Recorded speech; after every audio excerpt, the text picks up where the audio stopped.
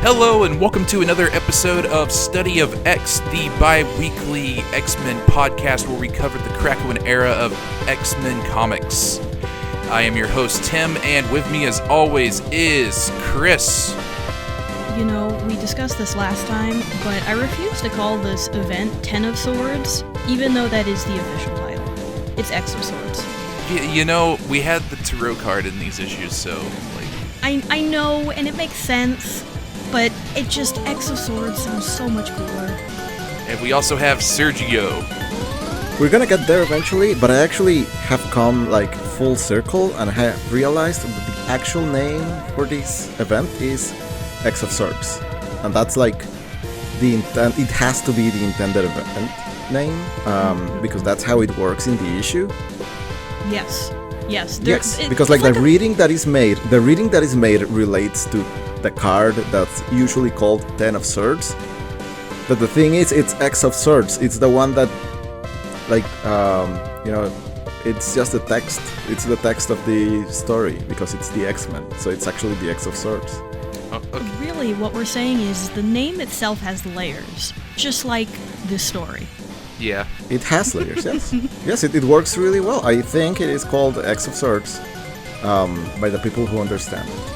Yeah. Mm-hmm. So, we are starting this event off.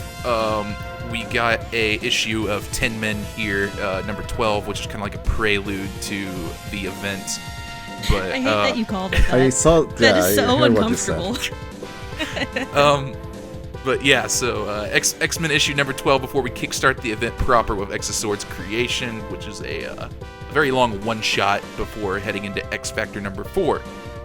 Which is also kind of long. But yeah, should we get into X-Men? You know, yeah. I suppose we can. And since we are starting off our first proper mutant-centered event here, as opposed to the last event that we covered, where the X-Men were kind of in it, off to the side, not really, I'm going to give a bit of a background for this. So, Ten of Swords is a 22-issue event across the entire X-Men line. It was originally scheduled to come out in the summer of 2020, but that did not end up happening. So instead, it ran from September of 2020 to November. And this entire event is actually the brainchild of both Jonathan Hickman and Tini Howard, the writer for Excalibur. According to both of them, which I grabbed this from their Entertainment Weekly interview that they gave, which is really good, and we're going to link it in the show notes. According to them, when they were all talking, the entire X team, Jonathan and Tini both realized that they were heading in the same direction with their stories, and therefore decided to collaborate and bring it together with this event. They don't specifically say what it is, but just given these first few issues that we're going to be reading, I have a feeling it was Hickman with Arakko and then Tini Howard just with Apocalypse and Otherworld. And the two of them went, those are related. Let's do something. And the only other little fun thing I do want to mention here is Tini Howard specifically says that X of Swords was actually going to be pretty different if the COVID-19 lockdown didn't happen. It seems like this gave the 28 creators involved in this entire event more time to really flesh things out, and especially to tinker with everything and play around with a ton of ideas that we're going to be seeing here. So if it wasn't for that extra time they got on their schedule, moving it from summer to September, a lot of this story likely would have panned out very, very differently. But instead, this is what we got, and honestly, it's lovely. I love it. Yeah, I'm excited to get into it. Yeah. I think what we get here at the beginning is very promising. Yeah, it's very strong. There's fantastic world building going on here. Yeah, there is a excellent start. But yeah, so let's start these off with the Summoner and Rockslide game, which I presume they have been playing since Empire. I would also assume so, and I would assume that instead of really helping with the event, they just kept playing, which is kind of really fun. Yeah, they did say they cannot stop. Also, I have to assume that Loa and Anoli have just been, like, watching it the whole time. Yes. No, I don't think they would have left either. But for this, this is X-Men number 12, titled Amenth, written by Jonathan Hickman and released in September of 2020. And like Tim said, we're going to pick up right where Empire started, which is with Rockslide and Summoner playing their Iraqi game of finding the weaknesses of your opponent. So for this one, it's Summoner and Rockslide. And it seems that the two of them are having a good time, it seems. Yeah, just, playing a little game. But yeah, so Rockslide figures out that Summoner's weakness are his eyes. He's invulnerable otherwise. Mm-hmm. And Rockslide's weakness is his inner soft, gooey human shell. The outside rock parts just kind of protect the inside. Yeah, there's a person inside, so he can blow up and, like, reform, but, there's still a person in there. Mm-hmm. But the fun and games do have to come to an end because Grandpa Apocalypse is here and wishes to speak to his grandson. Yeah, was this our first time hearing this? No, I think it's been alluded to at the very least. Yeah, it was alluded to elsewhere, but I think this is the first time where both parties very openly say that they're related. Yeah. But Apocalypse shoos him off, Rockslide says goodbye, and yeah, we sit down for a little chat. I do like the panel at the bottom of this page where the Summoner invites Apocalypse to play the game, and he's like, do I look like I play games? And Summoner's like, oh, hell yeah, you do. Yeah. He's like, of course. Why would you not? You can't look like that and not play games. Just have Grandpa Apocalypse sit down and play Monopoly with the family. All right, look, I mean, where else would he get these shoulder pad designs than Warhammer? Like, I mean... That's true. That's very true. At the very least, it's like Renfair material. Yeah. Yeah. So, but he is able to sit down with his grandson and confirms that he has built the external gate, which we heard about last time and saw him build in Excalibur, as was required. And now he wishes to know the fall of Araco and the fallen world of Amenth and exactly what happened there. Yeah, and we kind of talked about this. We got a little bit of this back in, like, House of X, I think. Yes. But yeah, this is a significantly more fleshed out version of this story.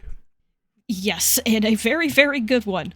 All we knew going into this is that there were two islands. There was Krakoa and Araco, and they used to be one, but then they were split by the Twilight Sword of the enemy. Yeah. And this is the continuation of that story. So we pick up from there.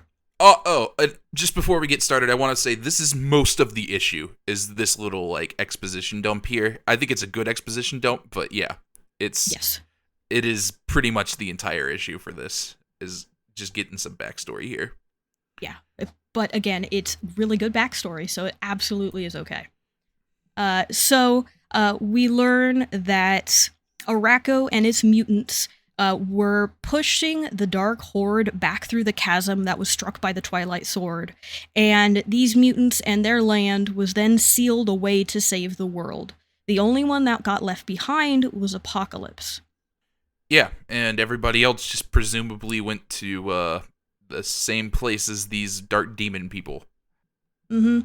There were some rumors as to why Apocalypse did this, but as the Summoner says, the truth was not fully clear over time. It's just all that was known is he stayed behind, everybody else went to Amenth.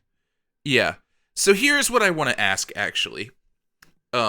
Just based, I'm a little bit unclear on this, so I just wanted to ask you guys.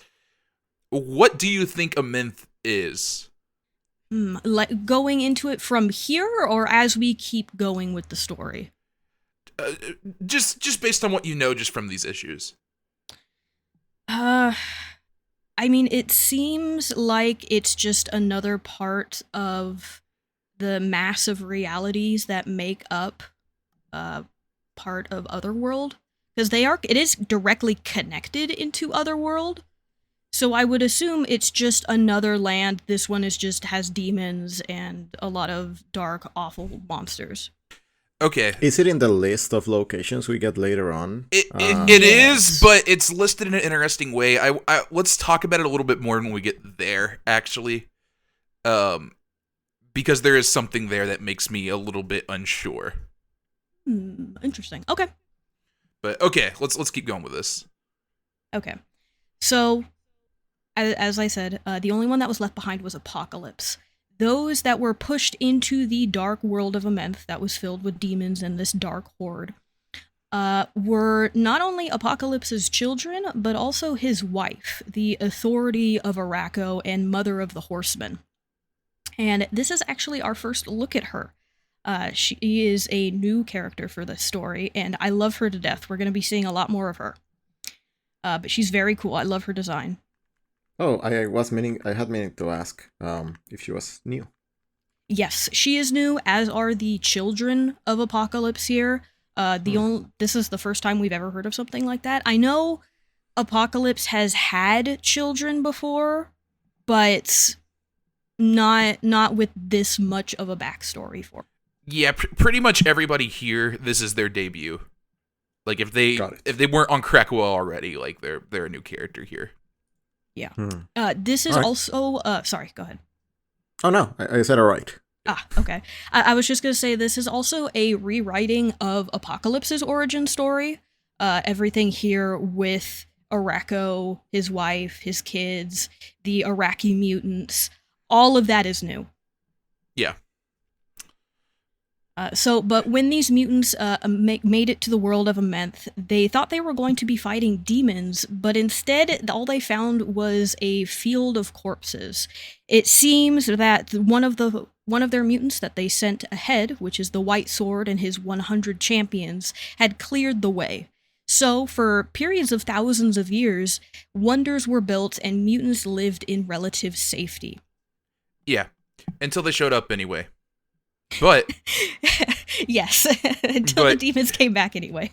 Yeah, but when they did show up, the mutants were ready and they beat them back for the most part.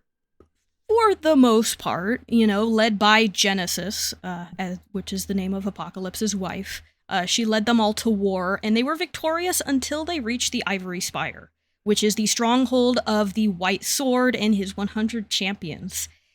This is apparently Araco's greatest healer, immortal, and external, which we learned about last time with Excalibur, those very rare group of mutants that can come back to life.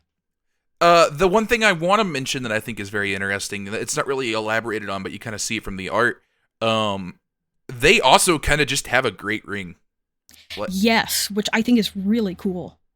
I kind of want to know if this was something Apocalypse kind of already had in mind beforehand, or if this didn't start till afterward and both of the cultures just kind of landed on the same spot. Yeah, because I feel like Apocalypse didn't have too much say in what the Quiet Council was. No, I don't believe he did. And it's assumed that this great ring or great circle would have been made after he was ostracized from all of them. Yeah. So. But yeah, no, it is fun. They even have their own like tree creature in the background as well. Yeah, I assume that's just, the other part of Krakoa, like Arakoa. Yeah. But yeah. So the White Sword decimates this entire company here. Genesis and a few others barely make it back alive. Yeah, and just if you're confused about it, the White Sword, who was on their side, apparently had been fighting so long, he just kind of assumed everybody was enemies, so when they show up, he also just goes on the offense. Yeah. Really cool.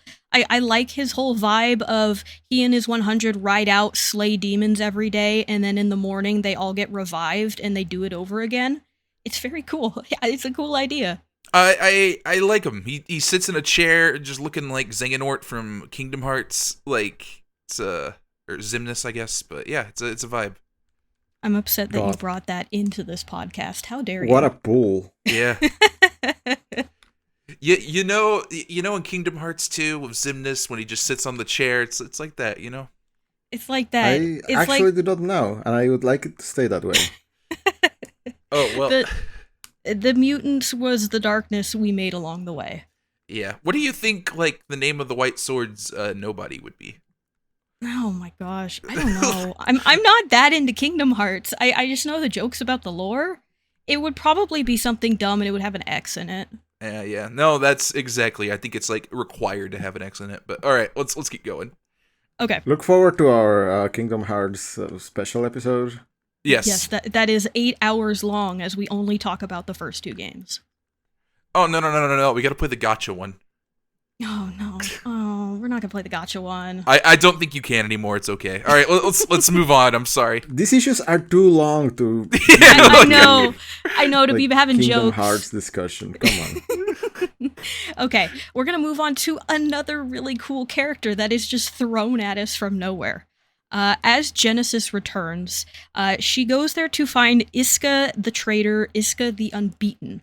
Her mutant power is that she can never lose. Therefore, if a side is losing, she will automatically change sides. And for her, she changed sides and joined Amenth.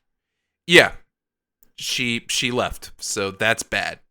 Yes, you don't want the person called the Unbeatable leaving your side. But she has come here to talk to Genesis to invite her to parley with Annihilation, the god of Amenth. And very shortly after that, Genesis does. She travels all the way to the head of the horde of demons here to speak with Annihilation. And the 2 of them decide that a duel should be fought for Araco, with the victor being the one to conquer the other. However, Genesis was found wanting and she lost and was buried. Yeah, and seemed to kickstart a forever war. Yes, a forever war that lasted a few hundred years as the Horde of Amenth, which they thought was a horde before but was only just minor skirmishes, overran Araco and pretty much decimated everything. The summoner was then sent forth to find Apocalypse in the hopes that in the in-between time, Apocalypse had made his own mutant paradise on Earth, and those mutants from that paradise could come and help those of Araco. Yeah. Also some... And aren't they in luck? Yeah, we found him. We found him, guys, and everything's great. We have one tiny island, and that's it. Honestly, though, I feel like Storm could take out all the demons by herself, but, you know, that's just Storm. We get a data page here about the Summoners of Amenth, which I swear is a repeat page. It is. This has got some really strong, like, House of X vibes. Yeah. Yes, we have seen this page before. Yeah, I want to say, like, when Summoner was, like, first introduced, there might be differences, but it's a very similar page here. Yeah, there might be differences in the words. Instead of Amenth, it might have used Araco. But it is the same information here. There are minor summoners, adept summoners, and high summoners. The summoner we know is a high summoner because they can summon larger demons and a larger majority of them at one time. Yeah. I also want to mention this flashback is told entirely by Summoner. Like, it's not just like a narrator kind of going through it. It's him specifically. I mentioned because, you know, the narrator might be a little bit unreliable, you know? I don't know. I'm just throwing it out there. I don't know why you would say that. Yeah. It's almost like something happens next issue that would make us doubt that. But we'll see. So later, after this history retelling for Apocalypse, Apocalypse has gathered a crew to enter the external gates and go forth to Amenth to announce his arrival. Oh, crew is being very nice. I mean, there's enough here to call it a crew. Yeah, okay. It's Banshee yeah. and Unos the Untouchable. Yes, which Banshee, good get, he can fly. Unos the Untouchable, theoretically cannot be harmed or killed, also a good one to have with you. And of course the Summoner. Yeah, does Does anybody know who Unos the Untouchable is? No, I can't say I do. This is a deep pool. Chris, I want you to just look him up real quick on Marvel Wiki and just look at his debut. Oh, boy. Okay. Are we going that far back? Give me a guess on what year you think this character debuted. Okay, I don't have it up, so I'm not looking. I am going to guess, just from looking at him, too, because he's wearing, like a red turtleneck and, like, black tights. I'm going to say, 78. Okay. Sergio, do you have a guess here? God, I have no idea. I don't even know what range I would... I think the original X-Men started sometime in the 60s, so just, any time from there now. Alright, I'm gonna say 75. Okay. We were way off. Yeah, he was first introduced in X-Men number 8 in 1964. Wow. Yeah. This is he and Blob were kind of the two evil mutants that weren't in the Brotherhood of Evil Mutants in the original Stan Lee run. And then he just kind of quietly vanished at one point, and I was shocked by this pool. Banshee's been around for a while. That's an X-Men. He's been there for a bit. Also debuted pretty early, but has had way more established history than this guy. Yes. Who really does not have a lot until he dies at one point. Yeah. And then comes back. But yeah, wow, 64. Yeah. Okay, yeah, he is a pull. Yeah.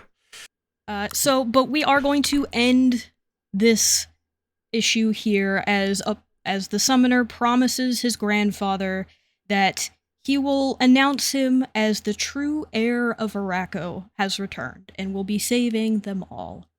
Yeah. Not menacing it in any way. Yeah, and that's our kind of stage set here. Mm-hmm. And also, shout-outs to Apocalypse. He changed his outfit again. It's closer to his Excalibur look, but with a bit of his older, more traditional Apocalypse look thrown in. It doesn't have a giant A anywhere on him, thankfully. But he looks fantastic. Yeah, really good issue. Yeah. Kind of setting the table for what's to come. Yeah, and there is a lot of things that are going to be on this table. So yeah. Oh my, yes there are. Let's get into it because we got a long one. Yes, we do. And if you weren't sure what X of Swords was going to be, this issue is going to lay out a lot for you. Because going into it from X-Men number 12, you're like, okay, we're gonna go maybe save Araco. That's what this is gonna be about. Hold on. We have several more teams to introduce. Yeah. So, this is Ten of Swords creation, written by Jonathan Hickman and Teenie Howard. I know, it feels weird to even say. This was released in September of 2020. And we are opening up here in the last watchtower in the Kingdom of Dryador in Otherworld. There is a massive horde of Amenthi demons here, led by 4 individuals. These individuals actually do not get their names until later, but to make it easier for us, I am going to name them, instead of just saying the one with the jackal head, the one that looks like a pharaoh. If you notice, there is an Egyptian theme going on. The one character here, who has a fire flame for a head, that is War. The jackal is Death. The pharaoh is Famine, and the mummy-looking character is Pestilence.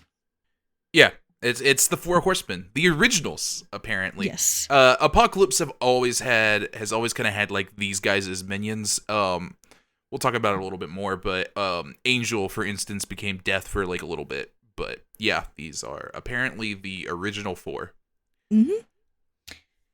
And it adds a lot to Apocalypse, but I'll talk about that when we get there.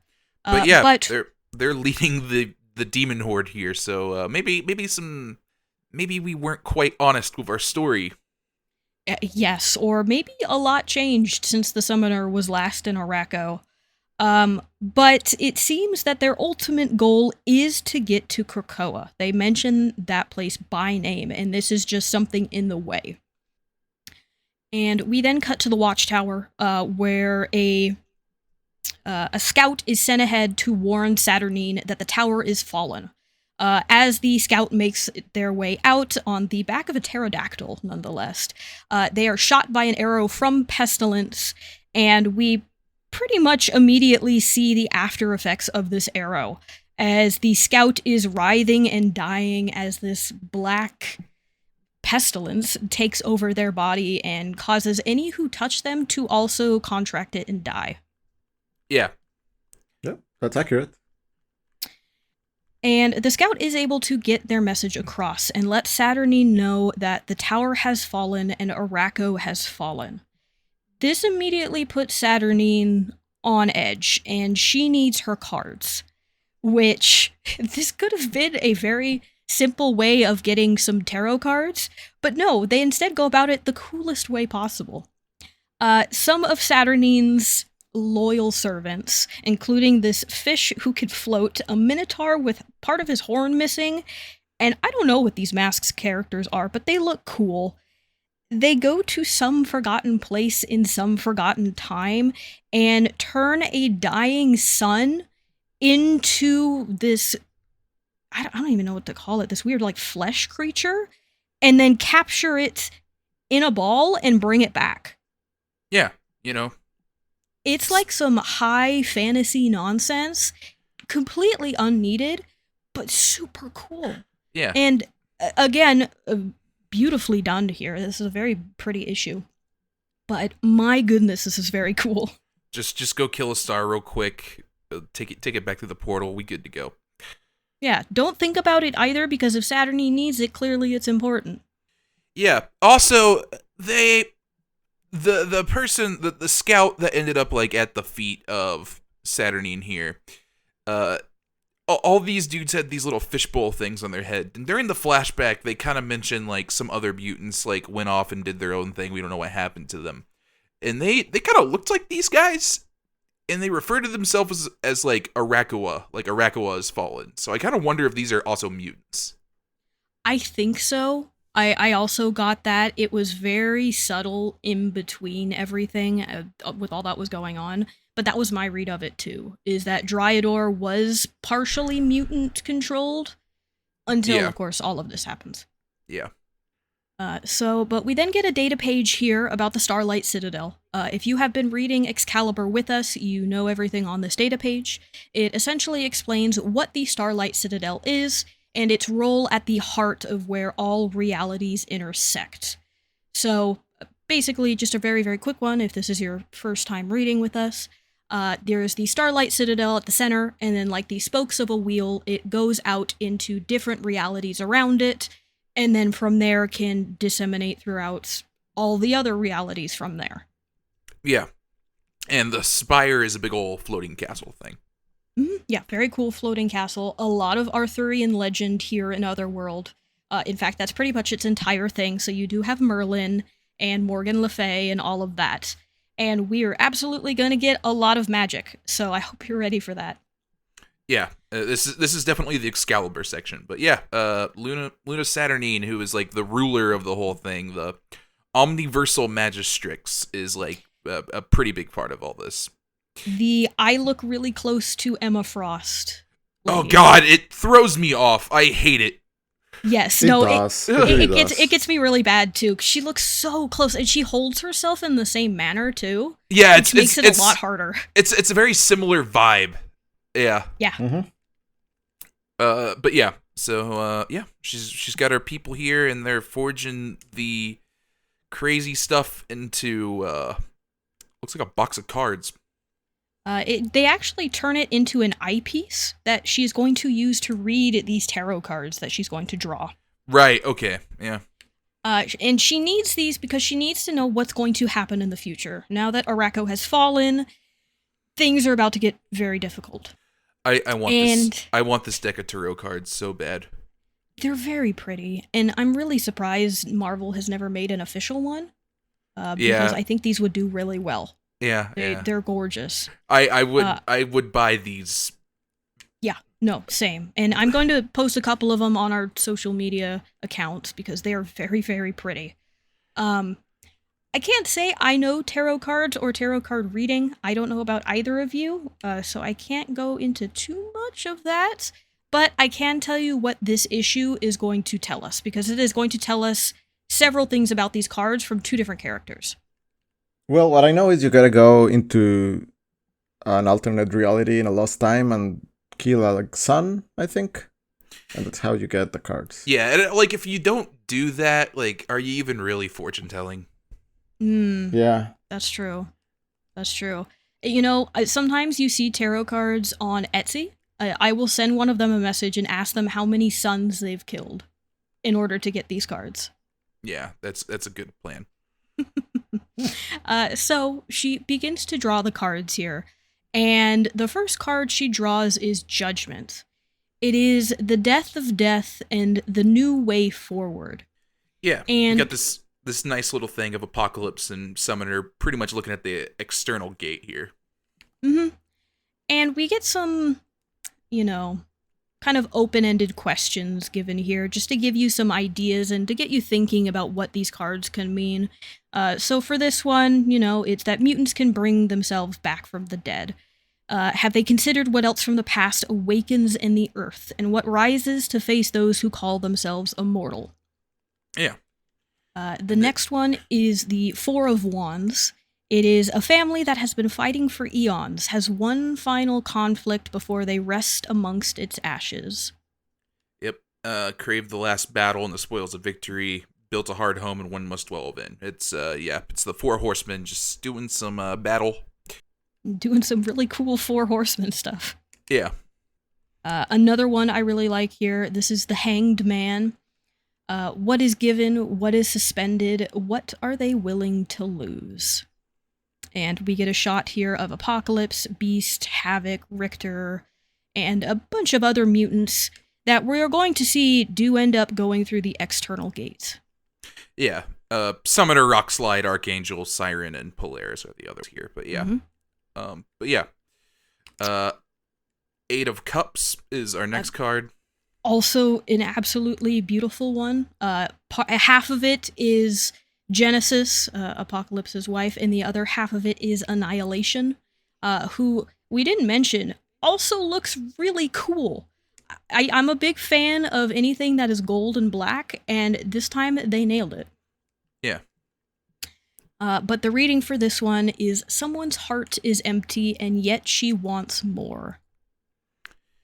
Yeah, and then our last card is the Ten of Swords. Dun dun dun, title drop. And this one is Saturnine's Light in the Darkness. She was apparently very much looking for this card. Something she wants is just out of reach, and it seems like it has something to do with the mutants on it. We have Young Cable, Apocalypse, Wolverine, Magic, Betsy, and a couple of mutants in shadow in the back, but all of them are wielding different swords. Yeah. The Ten of Swords. Dun dun dun. The name of the issue. Makes you think, doesn't it? Yeah, I really like how this pretty much confirms you can call it either way, I think. Yeah, I agree. I think like it works both ways. Like Ten of Swords is clearly like referring to the tarot card here. But yeah, it's It's X of Swords. I'm sorry, guys. But you could say she has drawn the X of Swords. Yeah. But yeah, we get a data page here called Does This Fortune Belong to You? And it's a reading from a mutant by the name of Tarot. Yes, this is kind of reinforcing the reading that just happened, saying that her and other individuals who draw tarot cards all drew the same cards in the same order, even after trying to reshuffle and do it again. Yeah. So it kind of also gives you the look that Saturnine is very powerful. When she does something, it affects a lot of other people. Yeah, like everybody just keeps pulling this reading. Oh, is this Saturnine's doing? I don't know if it was Saturnine's doing. Providence itself. I kind of got the impression like this fortune was so like important to mutants at this moment that like this is just like what the cards just started giving everybody that actually like could pull these. This is so this is so important right now that it kind of overrides any other reading. Yeah. That's actually a good reading of it, because, yeah, my brain went, oh, Saturnine did this, therefore it just kind of rippled everywhere else, like if you throw something into a pond. But that makes a lot more sense, especially with Tarot's framing of this, of, hey, I'm letting all of you know this was the reading because this is needed for somebody. Yeah. Like, I don't know who this belongs to, but someone needs to hear this. Yes. But yeah, we get a little bit of an explanation here of the cards. It's, it's kind of that fortune teller explanation of someone who's trying to interpret them. Which I kind of like. I like that we get this and like the actual Saturnine reading. Yeah, I actually do appreciate both. And yeah, I'll go through them pretty quickly. So for Judgment, the first card, it could mean spiritual rebirth, also the biblical final judgment. But there's a question in there in that rebirth is also a Krakoan gift. So how do all of these tie together? Yeah. The Four of Wands usually means to finish something or to return to something. So it seems like whatever was started in the past is going to be finished here. And seeing as this is a card with the Four Horsemen on it, you get a pretty good idea of what that means. Yeah. And also, it can be a good number. It doesn't have to be, though. The Hanged Man. The Hanged Man is sometimes also sacrificing himself. So it could be that whoever is in this image, which is a lot of mutants, could be sacrificing something of their own in order to get things done. Yeah, and also says, like, these are starting to get less pleasant. Yeah. Especially the Eight of Cups. This person is missing something in their life. They have to walk away, or they have already walked away, but it is something that has not healed yet. Yeah. And then... and then our title card. This is the darkest hour before the dawn, or sometimes it's just simply darkness. Either way, there's a lot of pain that's going to be coming, and hopefully it's going to be worth it. Yeah. There is something that I find funny about these cards here as a narrative resource, and I wanted to ask you guys if you think this is some sort of Hickmanism, which is, again, like the series of prophecies or hints to the audience that you are invited to, like, think through. This reminds me of the House of X. The Sinister Secrets? The Sinister Secrets? Mm-hmm. Yes, yeah, exactly. Yeah. This is exactly what this reminds me of, and I wanted to get your thoughts on whether you think this is something that Hickman just likes as a resource. I think so. I've noticed this a lot. He throws this out quite a bit where it almost feels like speculation bait. Like, yeah, go talk about this. Mm-hmm. Mm-hmm. I think it's both. I've read so many interviews with Teenie Howard in it, but she has mentioned that she does have tarot cards and has used them before. So it wouldn't surprise me if Hickman came forward and was like, hey, I have this idea. And, Teenie Howard's like, well, we can use the magic aspect of it in the form of tarot cards. And then, boom, there you go. It writes itself. Yeah.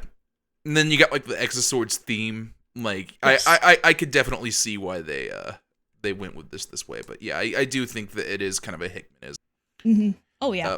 We get that like a little bit later in this issue too, with the kind of the prophecy behind like the swords and whatnot, but that's also like answered very quickly, I feel like. So I don't know if that's quite the same thing.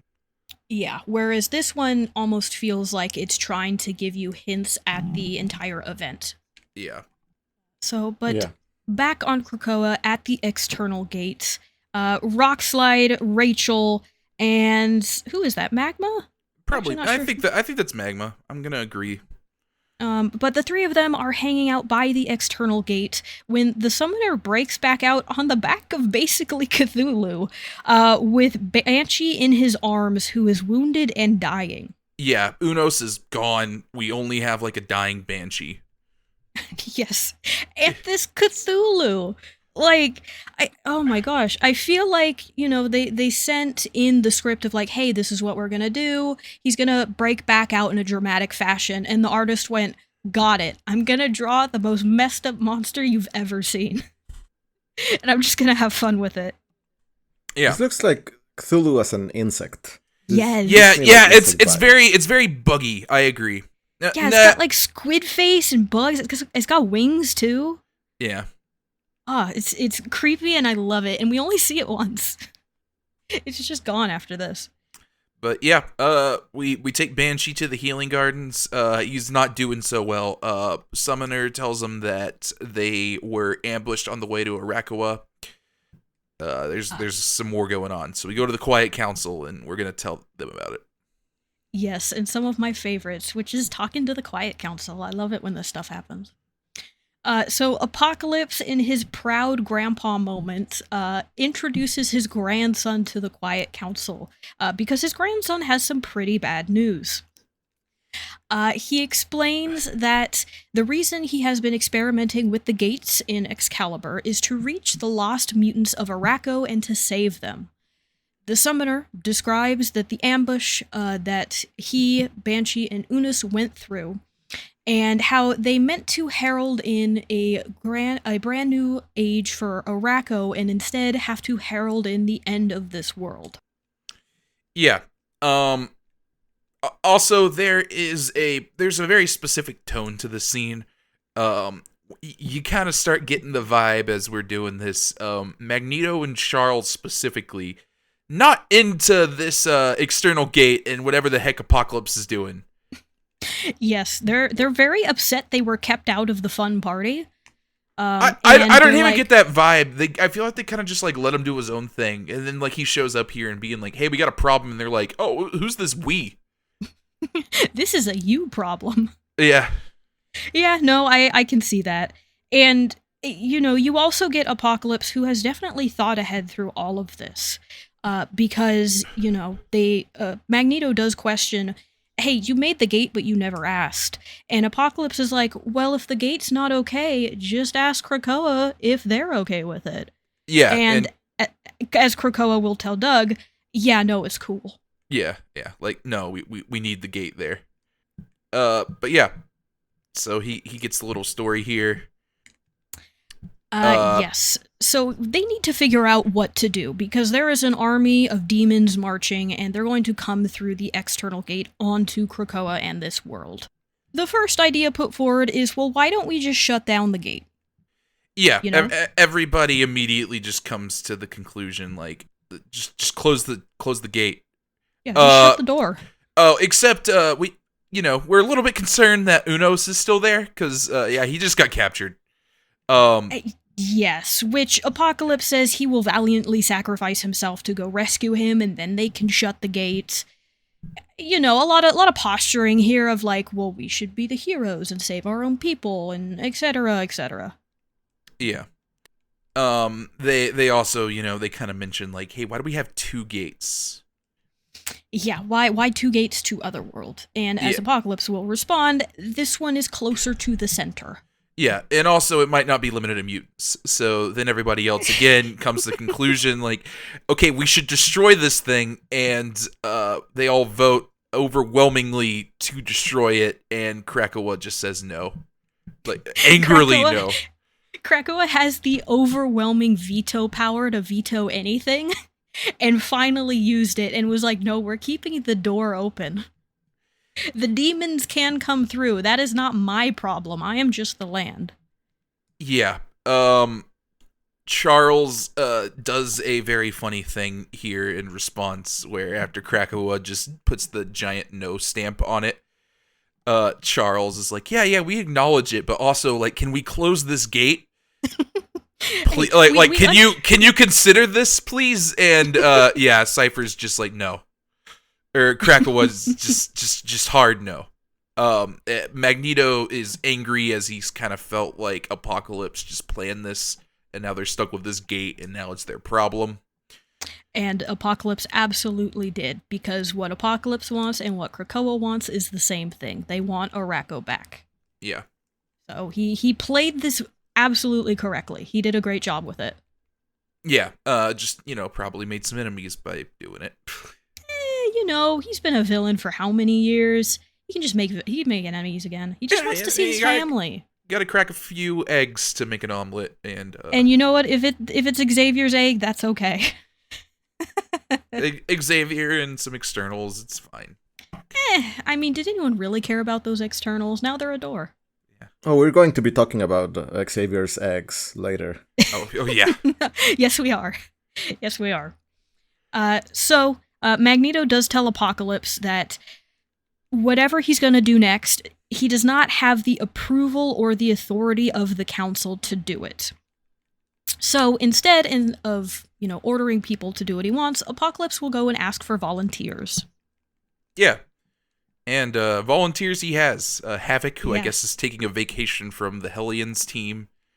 And yes, I don't blame him either. He does not like that team. So to probably get away is probably a very fun idea for him.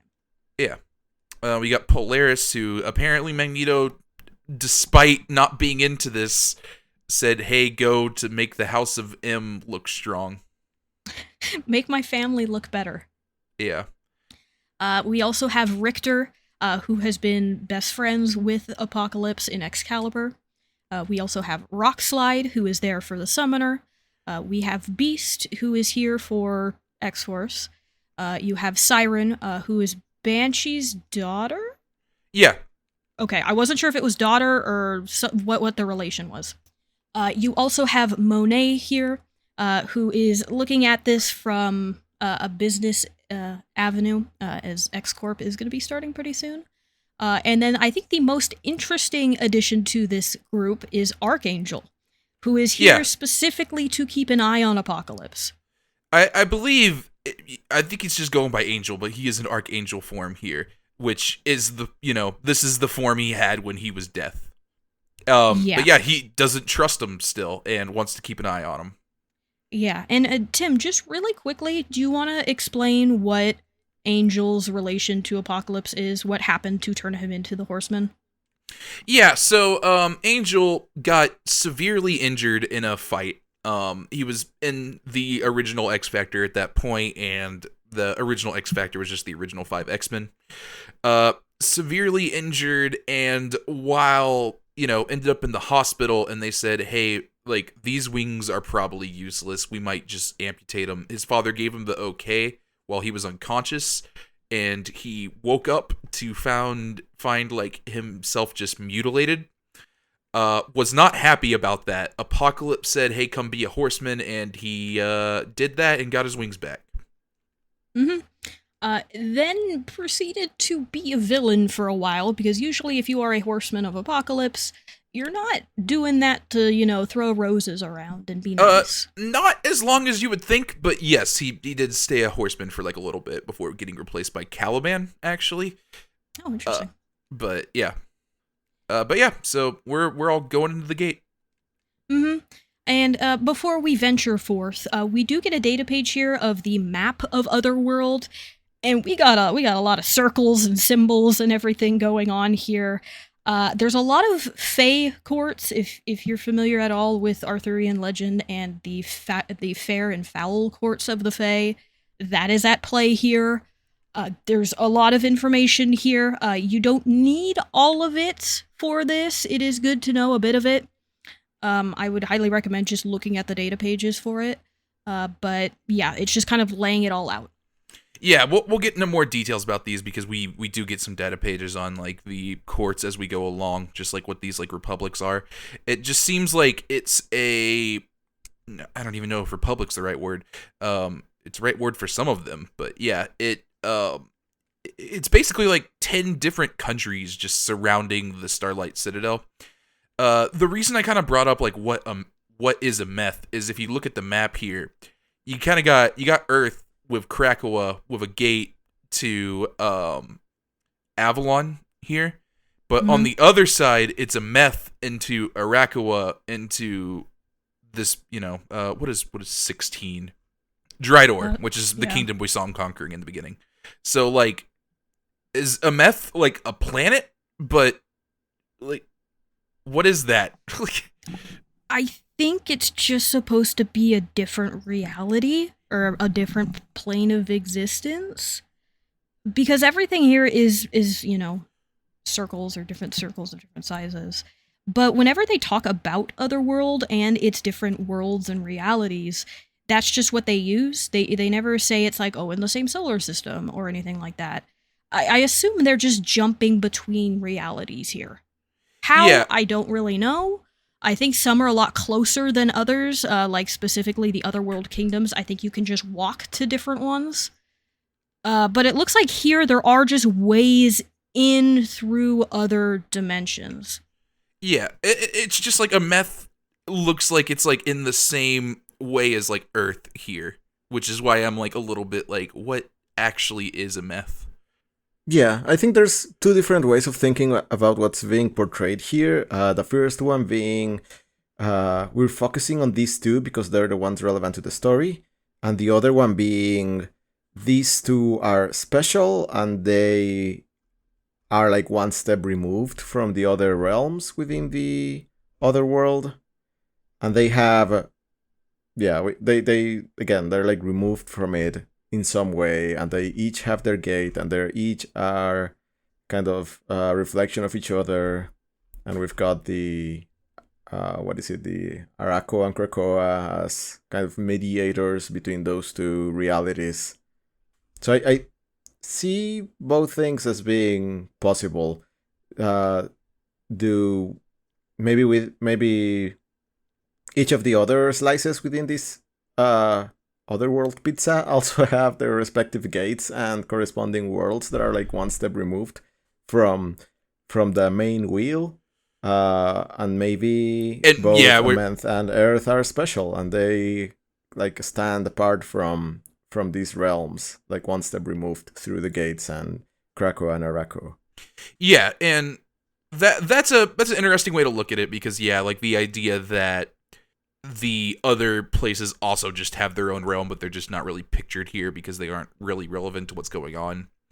But yeah, specifically these two, it seems like the idea here is they're kind of mirrored to each other. Like a meth is like base, it's another Earth.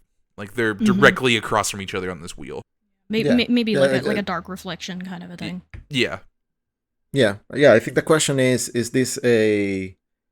this picture like this for the sake of narrative, or is this picture like this because Earth is actually special? Yeah. Right. And the Amenth is as well. Yeah.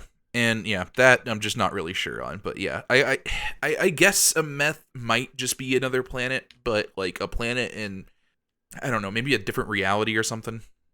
I mean, it's not just it cannot be just another planet, because we know there are other planets in this setting that are not here. Yeah, and like if it was just another planet, you'd just be able to go there. Like you don't have to take a gate. Yeah, it's not just a planet.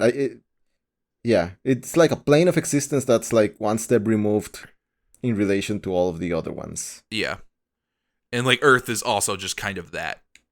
Yeah. Yes. As it usually is in Marvel stories. Yeah. But yeah, we get a little breakdown here of the other kingdoms and their regents, who I want to mention because some of these people have some cool names. Forge Master Federal Fury 005 of in Fury the Everforge. I think that's pretty cool. That's just a cool name. Yeah. Avalon's just being Monarch, who is, Jamie is very funny. But yeah, you got like Merlin here, Roma Regina. Mm-hmm. The Crooked Market. Mad Jim Jaspers. Yeah, that's cool. A good name. Yeah. But yeah. Back in the Healing Gardens. Yep. Brief tour back to the Healing Gardens. Banshee is still unconscious and questionably maybe dying. However, Rachel and Cable can both hear his subconscious screaming, so they decide to take a look. But we're not going to get that right away. Nope. We're going back to the external gate where we just got through. Yep. Oh, Apocalypse tells Angel, good to see you like that. It gives him like a thumbs up, nice pat on the back. It's like, hey, I'm glad you're like that. I'm glad you're wearing the outfit I gave you. And Archangel's like, I still hate everything about you. Yeah. I mean, the outfit's pretty good. Yeah, the outfit's really cool. It is the coolest Angel has ever looked. Yeah. And we end up approaching the Starlight Citadel, which is under fire. Things look very bad. There's a lot of burning going on. Yes, Unis is on, some wood being raised up by demons. But there's this little question here that Angel asks Apocalypse of like, hey, you always act as if everything was your plan and you're doing everything right, but is there nothing you've done you've ever regretted? And we get this really nice shot of, they come through the gate, there's this war, and then the next page you see the four horsemen off to the side, just kind of standing together. And Apocalypse sheds a single tear and says, yes, there is something I regret, and it's leaving my children. Yeah, this is a very human moment for Apocalypse. I don't know if I've ever seen like anything out of him like this, if I'm being honest. No, I did not think him capable of crying. He's just not that kind of character with how he has ever been written, except for when you get to this, and then you're like, oh yeah, of course. He had to say goodbye to all of his people, his wife and his children, send them off with the dark horde of demons, and then never knew if he was going to see them again. So immediately he begins to head over to see his kids. And we're going to cut back, actually, to the Healing Gardens, as Rachel and Cable wander into Banshee's mind because they can sense that something is wrong. Something is not quite correct here.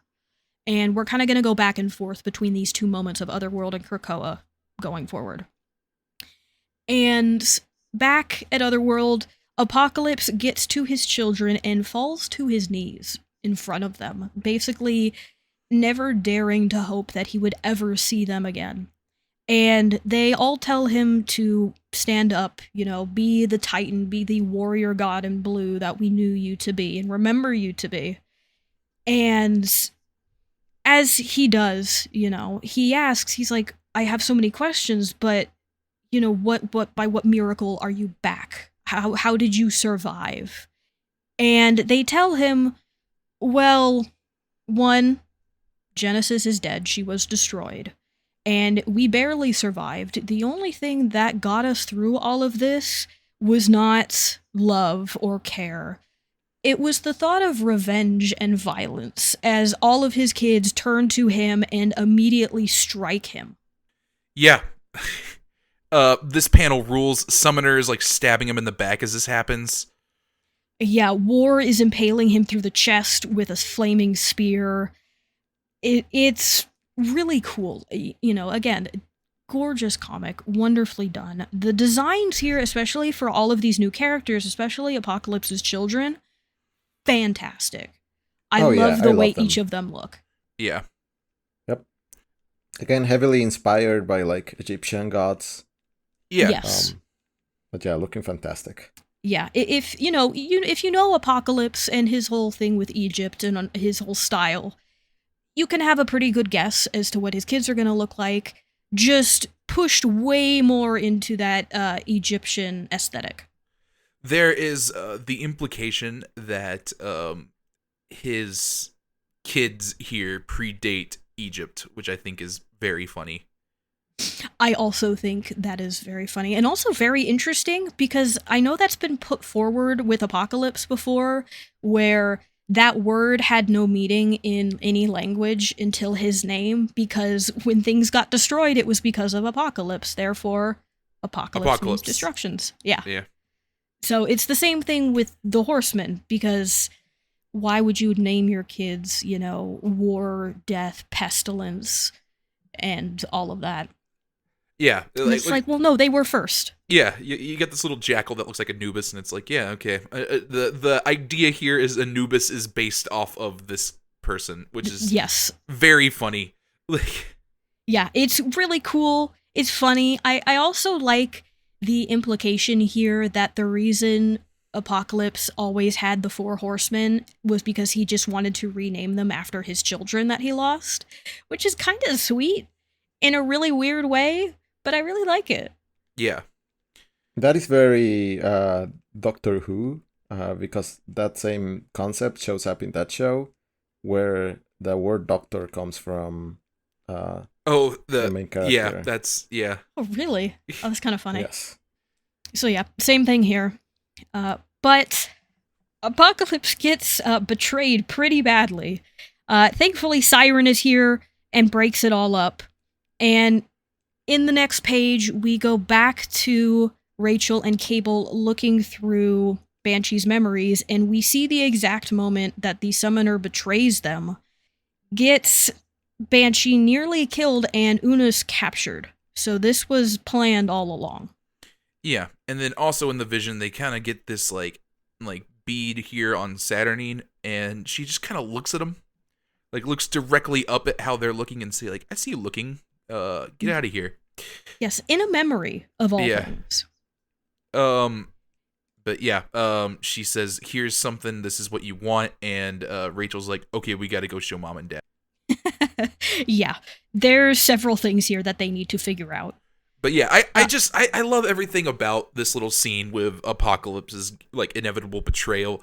I think this is built up very ominously, and like you know it's coming, and it's just there's this just looming kind of sense of like, oh, this is about to go very badly. Yeah, it helps also with the tarot card reading that we just had that said, you know, there's something going on with this family and stuff needs to be settled. Yeah, you kind of see that too as you're kind of like looking at them, like they seem very clearly aligned with this like demon horde that we've been told they're fighting. So like, what's going on here? These people were attacking Dryador. That's weird. So like all of it isn't a surprise, but I think the sense of dread you have kind of going into it is done very effective. Yeah, I agree. But yeah, on Otherworld, Saturnine's just chilling. Yep. She is brought back out of the memory because she has laid the little piece of information that she needs to, and asks her assistant here to bring her to watch the battle, where she goes to the side of her massive floating citadel and watches the Krakoans as they have arrived.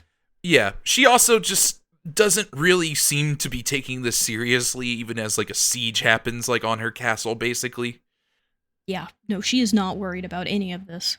Yeah, but the battle be raging down there. Yes. Everybody is trying to get Apocalypse out as they just fight off this horde of people. Mm-hmm.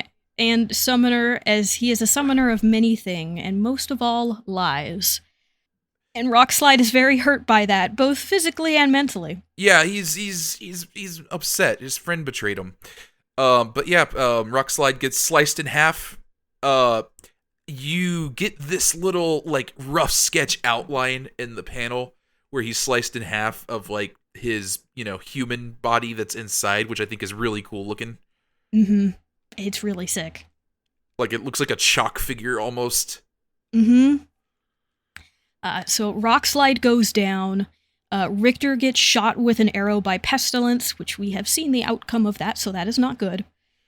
Yeah, and everybody runs. Havoc, Monet, and Polaris kind of hold the line in the back as we kind of flash to the summer house.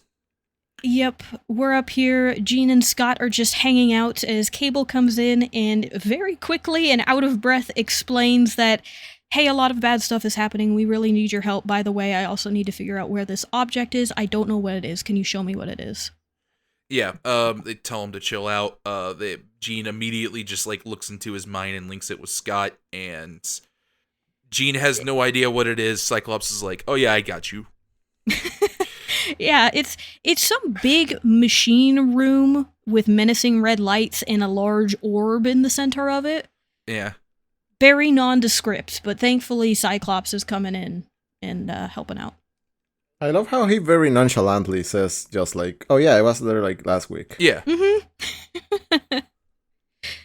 It's a very, very Cyclops thing to do.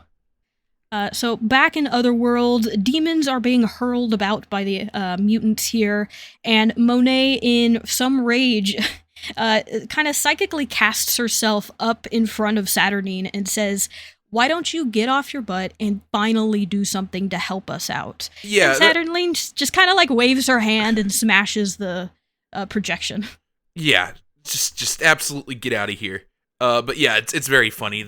They're just kind of like sitting there fighting a battle as like this castle just hangs out in the sky, and they're like, "Hey, what? Why? Hello? Yeah. Do you see what's happening?" But Monet's psychic powers is not much of a match for Saturnine's. But yeah, Havoc starts attacking it. No, Polaris does. My mistake. Yeah, Havoc does have the good observation that, hey, that citadel's made out of metal. Yeah. Polaris is Magneto's daughter. Let's bring her down here. Yeah. Meanwhile, on the Summers family wild journey. We go to some undisclosed AIM location on Earth that looks very spooky and evil castle-y. But really, they're just there for the teleporter as they need to take a short jump away directly to wherever it is that Cable's image in his mind is. Yeah. Back in Otherworld, Polaris brings the Citadel down. And Saturnine is still not really fazed by this and is realizing, maybe things are finally aligning to a place where I can finally act. Yeah, and then she freezes literally everybody. In a really cool fashion. Just basically snaps her fingers and everybody is frozen. Monet is frozen mid-jump. Death is about to throw his spear. It's very cool. Yeah, you get like a bunch of like demons just all stuck in place. It's very neat looking. But yeah. Yep, and back with the Summers family, they talk about how this is a weird device, but they need something to power it. Thankfully, Cable has a really cool glowing sword that he still has. Maybe that'll work. Yeah. But yeah, back to it. Saturnine has questions for Death about why they are marching through her land. Oh, what did you think that you could hope to achieve here by marching through my lands, except you ending in tears? Yeah, Death doesn't seem too eager to answer, and she turns him into, like, a child? That's my read of it. He becomes very small, with the, same-sized helmet and everything. He's adorable. He's very cute. Yeah. He's very cute in this little way. But he says, by the right of the Twilight Sword and our liege who wields it, that we are going to have Krakoa. We need to march through your lands to get there, and we will break 1,000,000 bodies if we have to. Yeah, so the kind of the map that we looked at, they're going in a straight line over to Krakoa, and that takes them through the Starlight Citadel. Yeah, so this is just, it's a pit stop. Yeah. But Saturnine's assistant here does have a good point. She says, well, I can't help but notice, this is the individual that brought down Dryador. Therefore, this is now the regent of Dryador. And in that case, there is a precedent for different rulers of different kingdoms to announce challenges to one another. But yeah, she says, okay, do you want to do a challenge? And Def says, yep. Yep. And then Saturnine decrees, in 3 days' time, I will summon the champions of Araco here to duel the champions of Otherworld to see who is the victor. Yep. Yep. We're doing a tournament arc. We are doing a tournament arc, baby. That's what this is all building to. Yep. The fish person asks, well, who's going to fight for Otherworld? And Saturnine simply says, now, child, you may speak. And Monet, Havoc, and Polaris are unfrozen as Monet just simply replies, fuck you. And, Polaris reads it correctly. They don't have a choice here. Yeah. This is about the outcome of Krakoa, so they have to naturally be involved. Yeah. And it looks like both Pestilence and Polaris are given a list of things. Yes, and it's a decent list for both. I will go over both really quickly. We will get into the individual names of the Swords of Legend later when they pop up, because right now it would be quite a lot. But for the Araco side, we have the Twilight Blade, Mercy, Vermilion, the Red Sword of War, Colony, the Black Bone of Amduat, Seducer, Pog, Purity, Alluvium, and Muramasa. For the Krakoan side, we have Muramasa, the Sword of Might, the Starlight Sword, Grass Cutter, God Killer, Warlock, the Soul Sword, the Scarab, the Light of Galador, and Skybreaker. Yeah. How many of these have you heard of before? Going into this, I only know a handful. I know what Muramasa is, because that is a historical sword. The Light of Galador we have seen. Yeah. Warlock, we know somebody named Warlock. But the others of those, no. I don't know about you, Sergio. Yeah, that's about the same for me. What I wanted to say is I've been reading through Mort Darthur, which is the main source of Arthurian legends. Shoutouts to Around the Long Fire, which is an abnormal mapping podcast that covers usually Nordic sagas, but they're doing a mini season on Mort Darthur right now. That's the reason I'm reading it, and man, those knights sure love jousting and tournaments. And if there's anything so far in Excalibur that's been true to Arthurian legends, this is it. We're hitting it full throttle now. Just having a bunch of legendary swords and duking it out in a duel. Yep. We're going in. As you said, this is the tournament arc, and baby, here we are. The two interesting ones here to me are Grass Cutter and God Killer, actually. Those swords were heavily mentioned in Hickman's Secret Warriors back in 2008. Those are very specifically related to Gorgon. Interesting. Okay. Yeah. The Ares' kid had one of them, and he was killed by Gorgon, and Gorgon had the other. Nice. But yeah.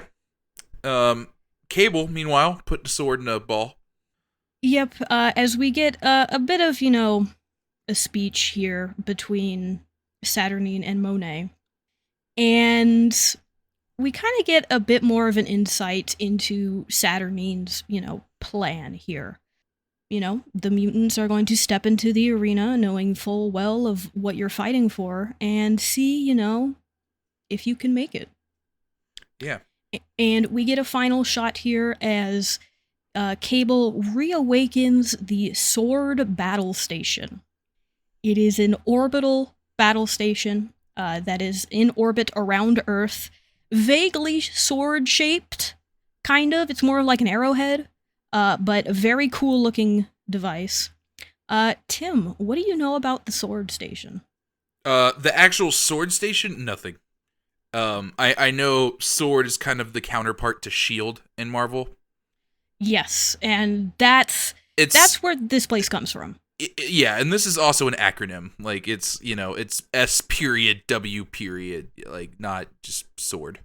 Yeah.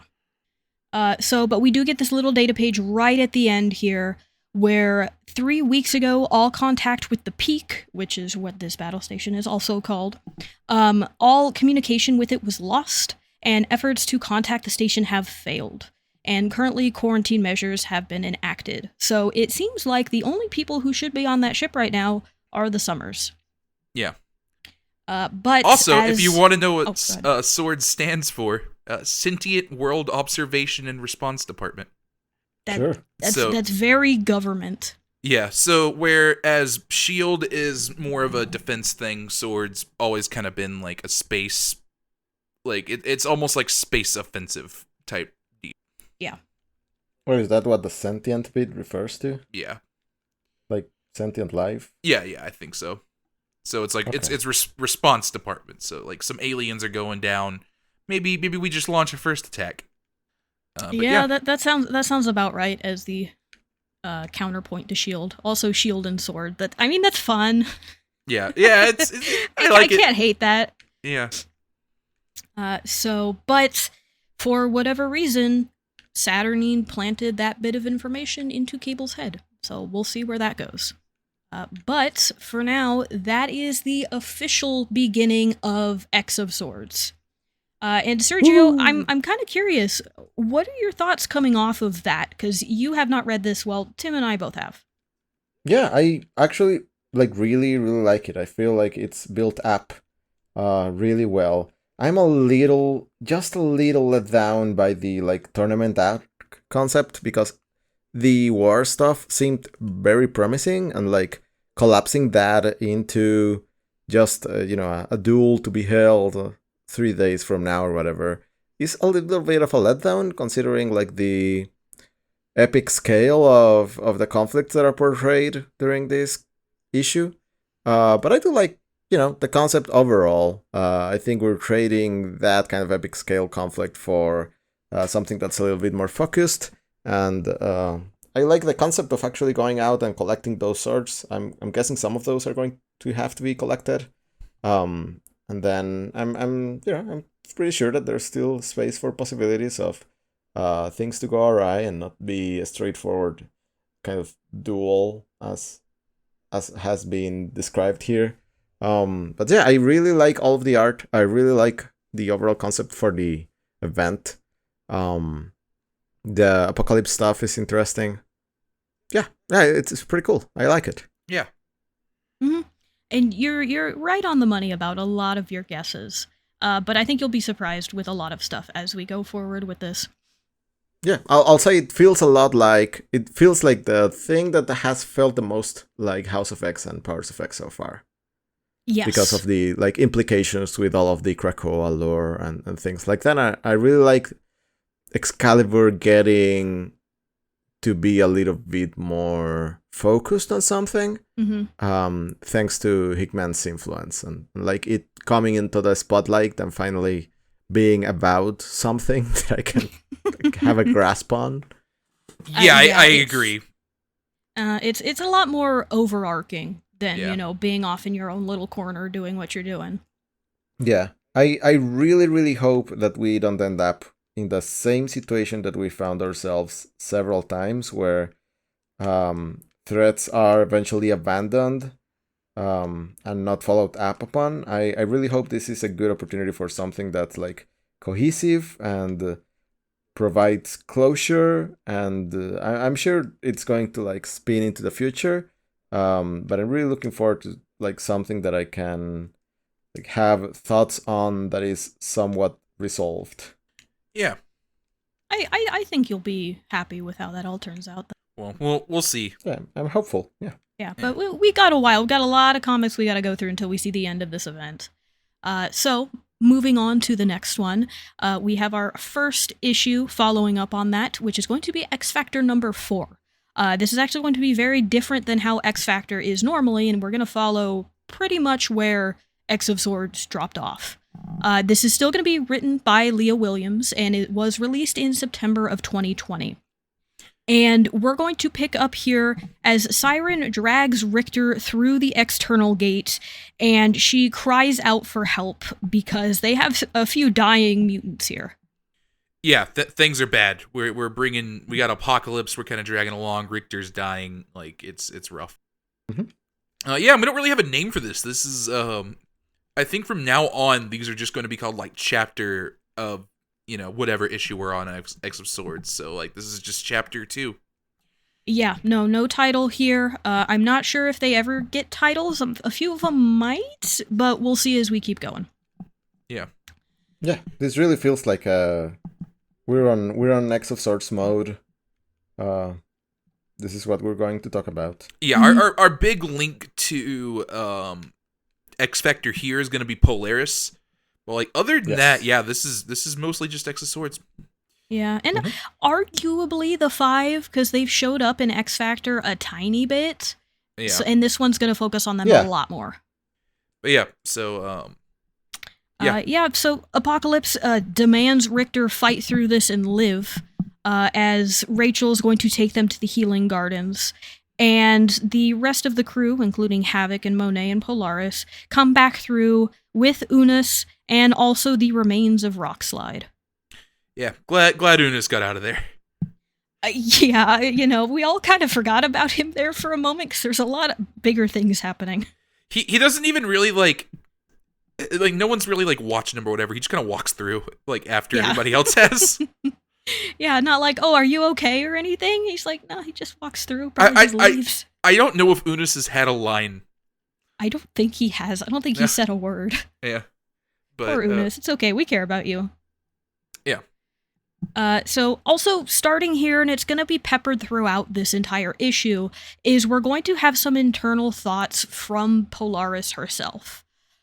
She's going to start here by talking about how she isn't really anchored or centered with herself, and how she is very negative about all of that. She's kind of had a hard time figuring out who she is as a person, and it's moments like these, and she's going to allude to a couple things here, but it's moments like these where she feels the most adrift.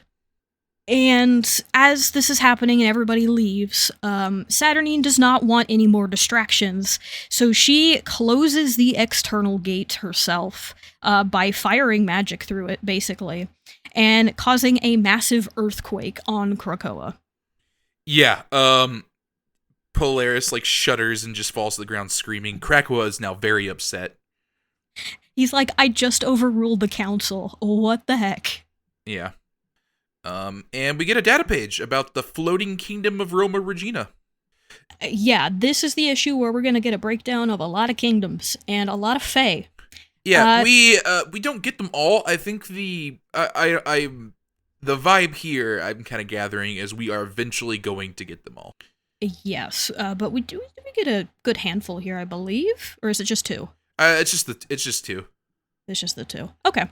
But for the floating kingdom here, all you need to know is that it is a fae kingdom ruled by Merlin's daughter. And yes, it is the wizard Merlin. His daughter rules here. It is a chaotic and magical realm to the bone where hedonism rules, and that is the only rule. There is nothing else there but chaos. Yeah, and her and Merlin used to pretty much joint rule their kingdoms, but Merlin got a little bit strict and weird, and probably a little bit fascism-y, and we're not cool anymore. Not just a little fascism-y. He got very fascism. Yeah. That's a problem for later. Yeah. Because currently, Rachel and Monet are trying to get into Polaris's mind to find out more information about the swords that, Saturnine put into her head. But it seems like there is actually a block there, as Saturnine blocks any psychic attempt to dig any deeper and says, well, Polaris is going to have to do it. Nobody else. It's just her. I really like the way this is depicted. Like, she installed a psychic firewall Yeah. in her likeness. Yeah, just and it's just her. Yeah. Big old Saturnine just grabs her and pushes her out. Uh-huh. Yeah, it's very fun. Yeah. Yeah, we're back at the Healing Gardens. Richter's doing real bad. He is actively dying here, despite being hooked up to a bunch of plants. And Apocalypse, not that far away, realizes that Richter is in fact being let to die. And he is going to take his anger out on Healer until Rachel is able to stop him. Yeah. He attempts to kill Healer for not actually trying to save Richter, and Apocalypse gets himself a little psychic vision of him just getting absolutely murked by his little four horsemen. Yeah, his kids, and then by Richter, which is really interesting because, as Rachel's going to note here, she's just attacking him psychically. Whatever form the attack takes is actually up to Apocalypse's psyche. So the fact that it's his kids and then Richter, it says a lot about Richter, actually. Yeah, and just kind of what Apocalypse thinks of Richter. Yeah. That relationship kind of being a two-way street is very interesting. But yeah, you get the kind of vibe that Apocalypse is kind of thinks of Richter almost as a child, or one of his children. As a son at this point, and not just a tool or a piece of his overall goal, which you can really easily see for the rest of Excalibur. But Richter is definitely shaped into something more. Yeah, even with this whole thing with Healer, where he's upset that he's letting Richter die, Apocalypse wants Richter to live through this because in his mind, this is going to make him stronger, and he wants that for Richter. This is something he's happy for. Yeah. And which is why he's just so insulted by the idea that Healer's just gonna kind of let him die here.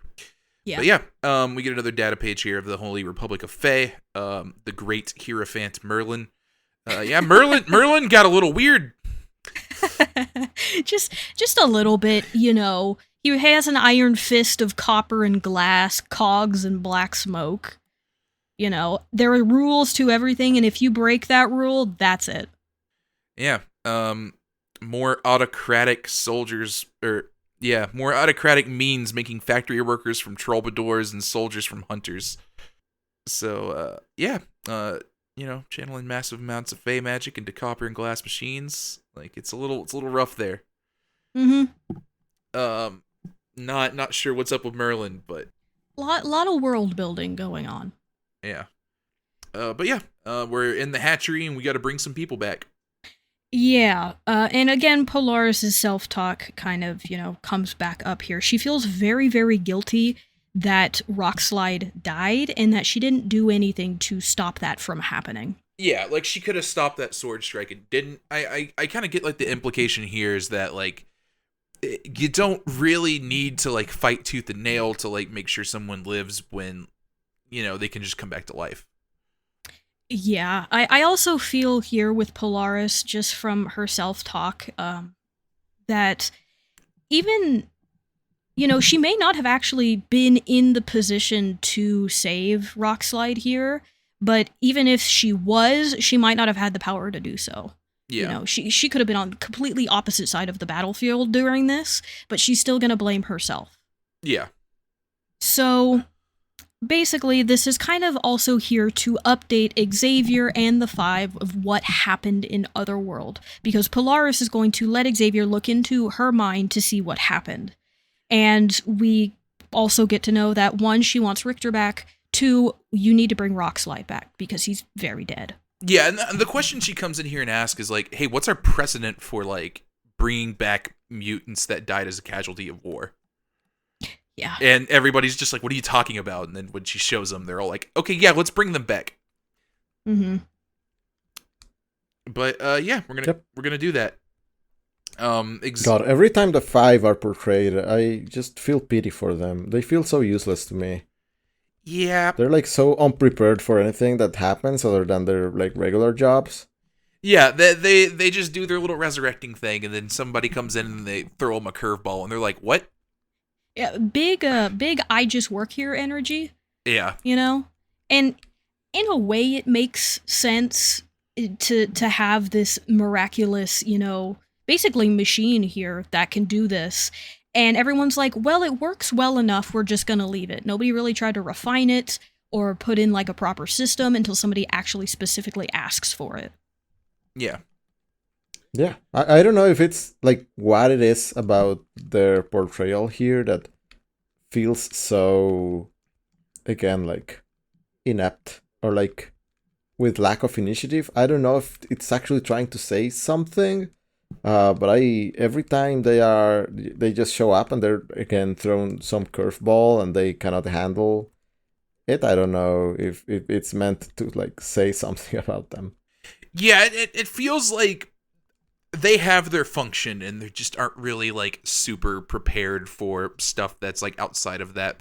And like I feel like the other place you kind of get this with is X Factor, so it does kind of seeing it here makes sense. It's funny because the like X Factor's first issue again kind of reinforces that view for me, how useless they are, or how like the second they encounter something that is beyond what they normally do and it's outside of their expectations, they're like the least driven mutant team that I know of to like actually get their heads together and think of something. They're always like depending on some other people. Yeah, they're very reactive. They're here to just do what they're told.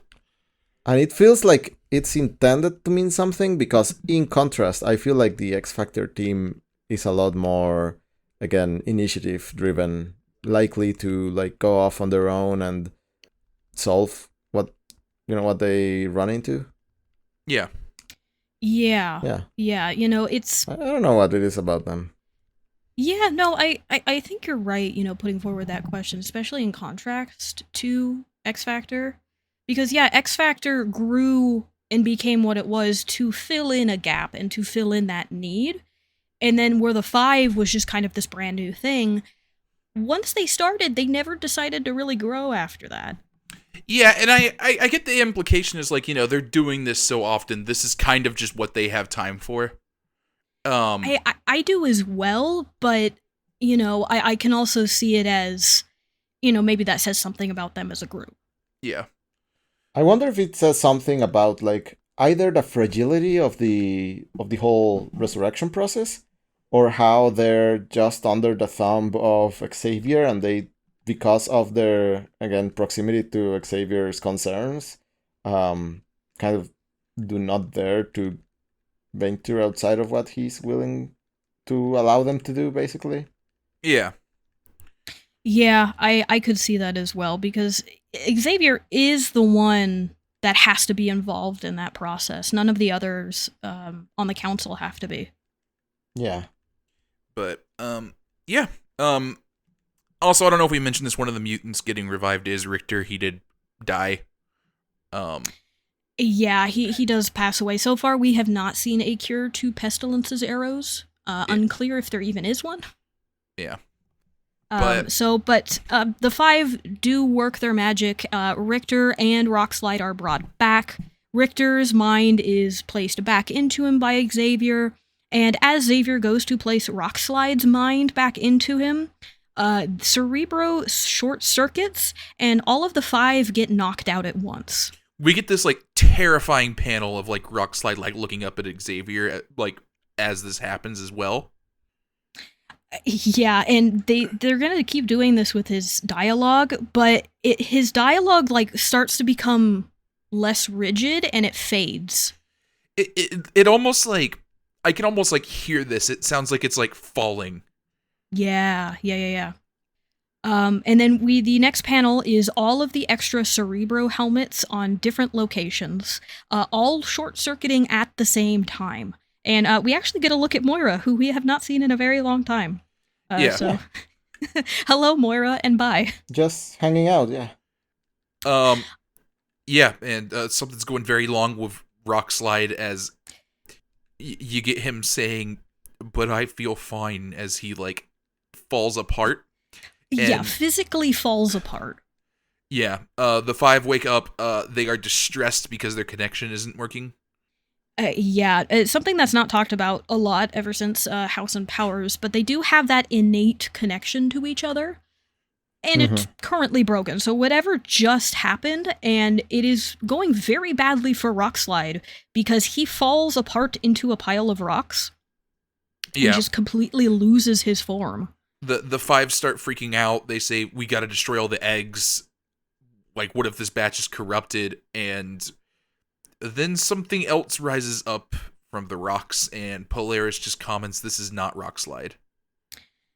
Yeah, and this whole time, Polaris is not doing too well. As we mentioned, she has this, horrible guilt that she could have saved Rockslide and didn't, and now bringing him back has somehow gone horribly wrong.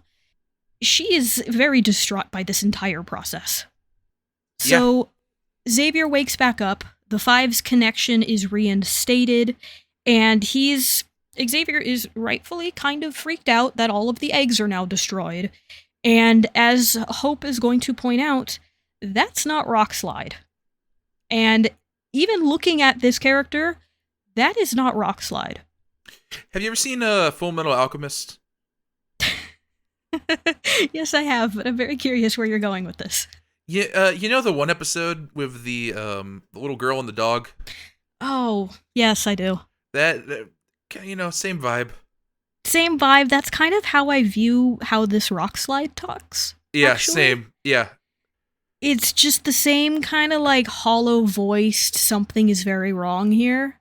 Yeah. To describe this Rockslide, the old Rockslide is very bulky, almost kind of like a Hulk physique.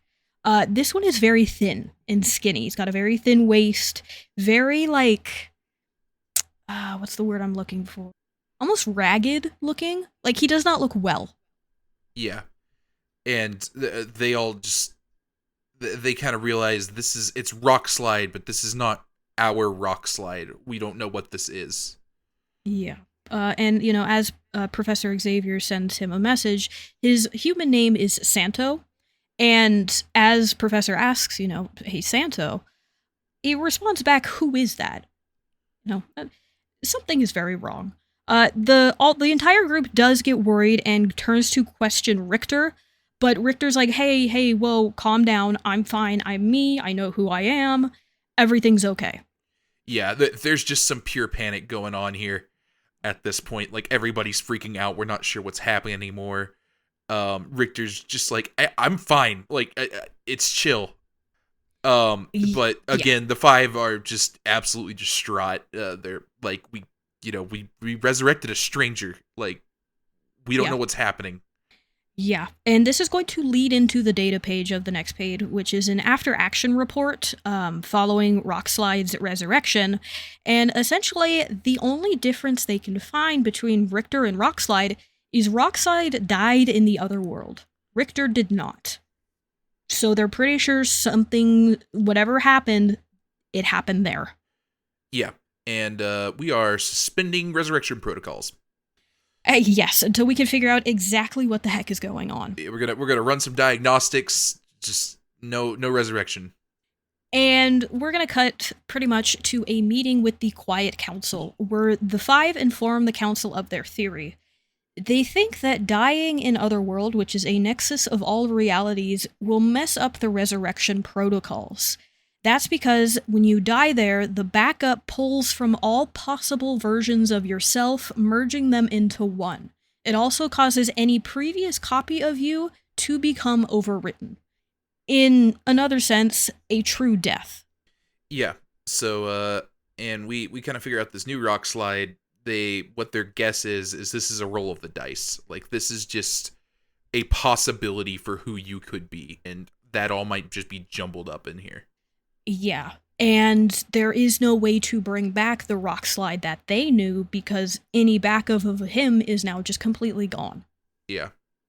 I gotta say, when all of this was happening, before we got this whole thing with Rockslide, I was like, well, some of the stakes aren't very high when it comes to mutants because if they die, that you can just bring them back. It might take a little bit, but they've conquered death, Death is no longer an obstacle. They have now put death back on the table, and in a really good and convincing way. I actually really like this as a new threat, Hey, Otherworld is there, but if you die there, you're dead.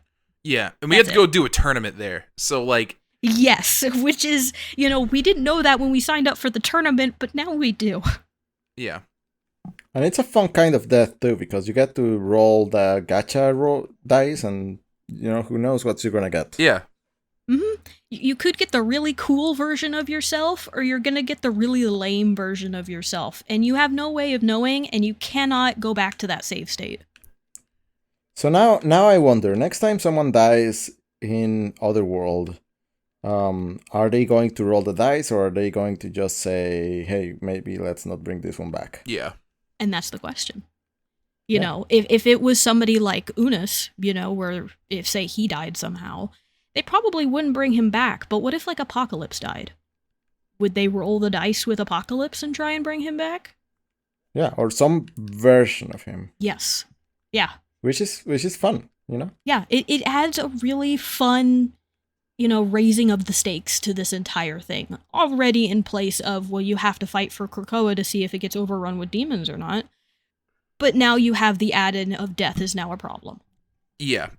Emma is very upset hearing this. Like, one of our, young died. We need to, call this off. And Xavier and Magneto don't really seem interested in that. That doesn't surprise me. Yeah. Just like, hey, we're doing this. We get a little interesting little tidbit here of Magneto, and Polaris's relationship as well. Polaris is really struggling here with just, everything with Rockslide. She's not really able to interpret this super well. And Magneto just kind of starts berating her. Yeah, in front of everyone and just essentially yelling at her. Yeah. It's not great. Even Xavier's like, hey, you should calm down. But This does actually unlock the prophecy, and Polaris kind of goes into this trance-like state where she is going to recite the prophecy in full. I'm actually going to read it. It is at the end in a data page. I'm not going to read it all here because it's actually not all here in her dialogue. But she is going to relate everything as to what we need about the swords and their bearers. Yeah.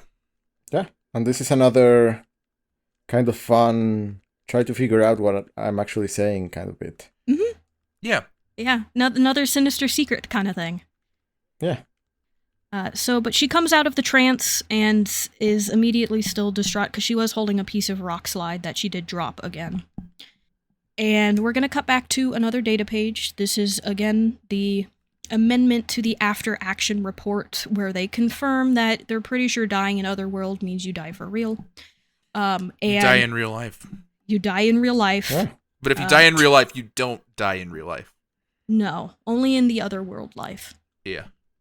And, you know, it does add in an interesting possibility that, you know, technically, for all intents and purposes, Rockslide is alive. Just not the Rockslide that they know. So you get... Yeah, I like them, like, considering the fact that this is someone who is alive and is also a mutant, so probably deserves, like, the same degree of citizenship that the real Rockslide would deserve. Because for a second there is a degree of them rejecting this new Rockslide as a failure. Mm-hmm. Yeah. When he's just a roll of the dice. Yeah. He is just another version of the person that they knew. He's just not the person that they knew, and that is the one that they're mourning. Yeah. Yeah. Like, he looks different from the regular Rockslide, but he's still a mutant. He doesn't look particularly weird for a mutant. Mm-mm. Yeah. Like, if this person, they have just as much, like, personhood as Rockslide. Yeah. He looks kind of cool, actually. Yeah, I kind of like him. It's just the little lanky rock man. Yeah. Yeah. But I do agree with Sergio. There is this air of them kind of almost delegitimizing who he is as a person. Yeah, just because like he's not their Rockslide. He's a mistake. Is almost how he's talked about. Yeah, I feel like that's how they start talking about him, and then somewhere between, when everything happened and the Quiet Council meeting and this after action report amendment, they've kind of gone full circle and now think of him as more of a, just another mutant rather than a failure. Yeah, and I almost just have a feeling that is just kind of an inevitability that they ended up here, not something where they tried to, like, work with it and realize what they were doing was maybe not right. It was just, well, he's here and we can't get rid of him, so I guess he's okay. Yeah, well, there's also just, like, this, like, this might not be our Rockslide at all, and he could be dangerous, but we don't have any evidence of that, so we, like, can't really assume that. Yeah. Yeah. Yeah, I don't know. It's interesting. Yeah, it brings up a lot of questions. But Charles and Magneto show up to a dying Magneto or a dying Apocalypse just to be assholes. Yeah, just to dunk on the guy. Yeah, they said, like, hey, resurrection services are offline, so if you die, we can't bring you back. So, better not die. Yeah, by the way, your experiment failed, Rockslide's death is on your hands, and your hubris has doomed us all, so I hope you're happy. Yeah. I doubt anyone shall grieve your absence. Like, dang, guys. Yeah, his children just stabbed him in the back in the chest. He realized that the people he thought were dead were alive and want to kill him. You don't gotta dunk on him like that. Yeah, it's absolutely just kind of the answer to what we saw in X of Swords creation. They are not happy about this. They are not happy that Apocalypse, like, went off on his own to do this. Yeah. It's taken the anatomy out of their hands and into Apocalypse's. And, like, as much as they say, like, the Quiet Council and all that, like, this is very clearly, like, it's Charles and Eric's little kingdom here. Oh, yeah. Yeah. It's been so long since Apocalypse started toying around with otherworld stuff. Yeah. We've had like so many issues of Excalibur. They could have looked into what he was doing anytime. Yeah. He's been just messing around with this since like issue 1. Like. Yeah. And they just kind of let him do it. They're like, oh, whatever. He's playing with portals. Who cares? Yeah. Just let him have his books. Like. Yeah. If they were not aware, it's on them, I think. Yes, I agree. We get another data page here. It's a warning for immediate dissemination and action to all citizens of Krakoa. Where effective immediately, you're not going to Otherworld. It's not happening. If you go there, just practice extreme caution. We probably can't bring you back. Yeah, violation can result in final death. Yeah. But yeah. Meanwhile, Polaris is building something with the remains of Rockslide, and she kind of calls everybody together once she finishes working through the night, and she presents the Sanctus Sacrum. It is a casting circle where the bearers and their swords must stand in order to unlock the door back to Otherworld for the tournament. And Polaris also says that she realized, building something like this and putting this together, as with a lot of things for magic, requires sacrifice. And in this case, that sacrifice was Rockslide. And that is why the physical remnants of him were used to create this circle. Nope, not creepy at all. Nope. Yeah.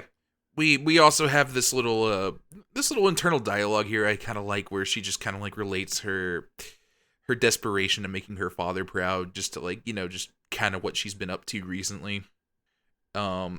She needs to be strong yet not at the same time, like fearless and still afraid of everything. I don't know. I like it. I do like it. I feel bad for Polaris, in general. I'm sure being the daughter of Magneto is not very helpful in that at all.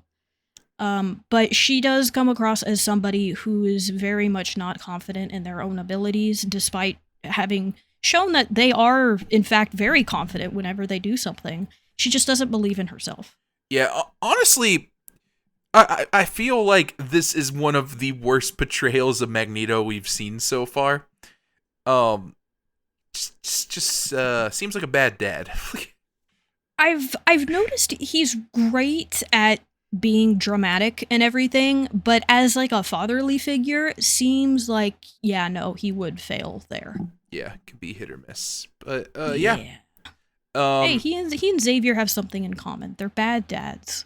Yeah, but yeah, they failed Santos on her sacrifice. We must make this death count. So we got our little tin sword things, and we got our first one here as Magic shows up and puts her soul sword straight into one of the things. Yep, and it lights up, meaning that she guessed correctly. Yep. Is she gonna just stand around until the other sword bearers show up? Theoretically, she could. Yeah. I mean, it's not like she's got much else to do.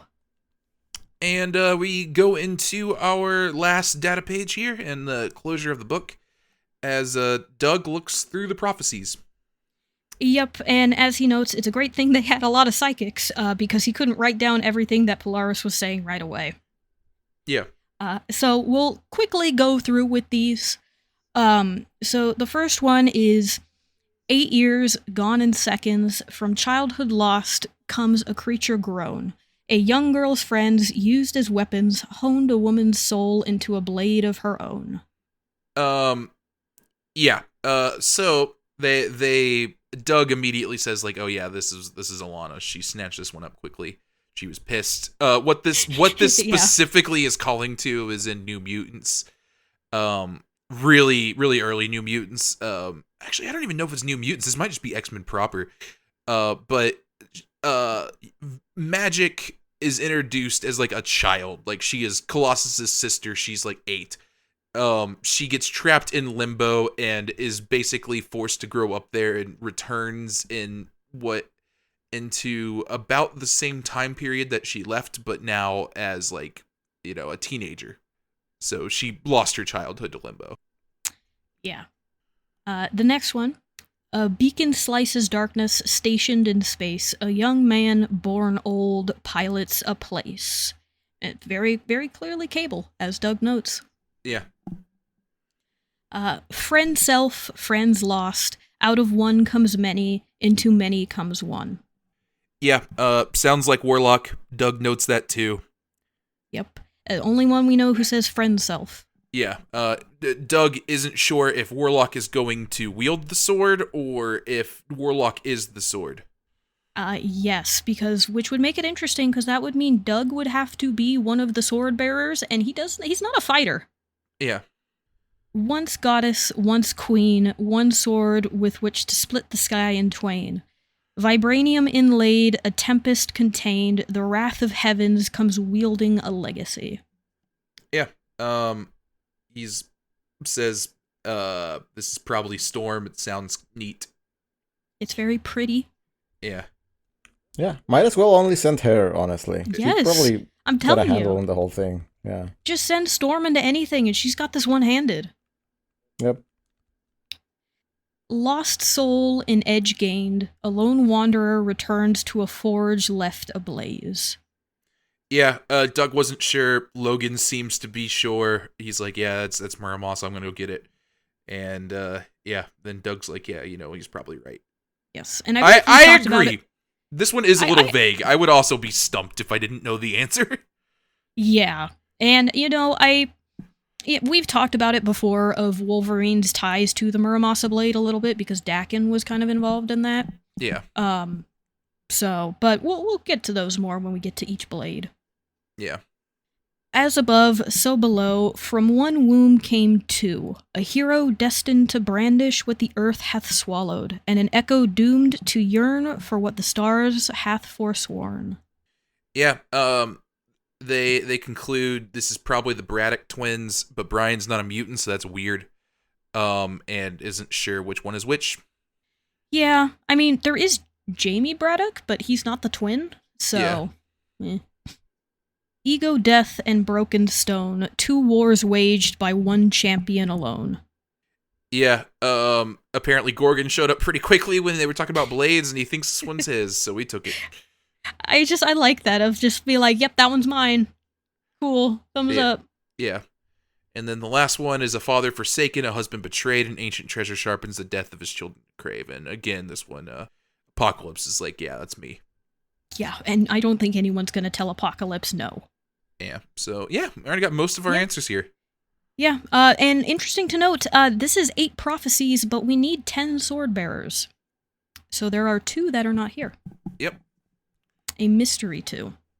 But that is our first foray into 10 of Swords, wrapped up and done.